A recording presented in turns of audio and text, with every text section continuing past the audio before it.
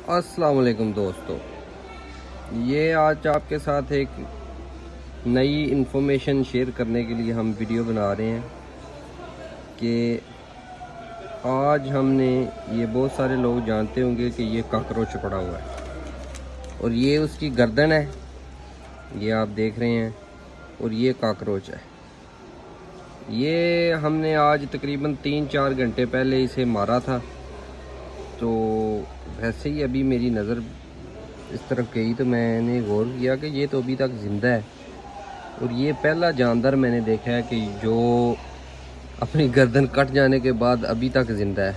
ये आप देखें, मुकम्मल तौर पर ज़िंदा है। ये देखें,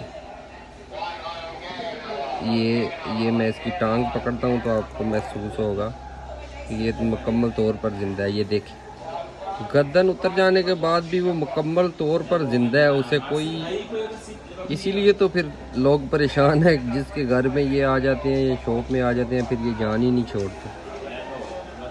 बहुत शुक्रिया, ये छोटी सी इन्फॉर्मेशन थी, मे भी कई लोगों को ना पता हो, तो चलो हमने आपके साथ शेयर की है। बहुत शुक्रिया, देखते रहें और हमारा चैनल देश परदेश से सब्सक्राइब कर दें। बहुत शुक्रिया।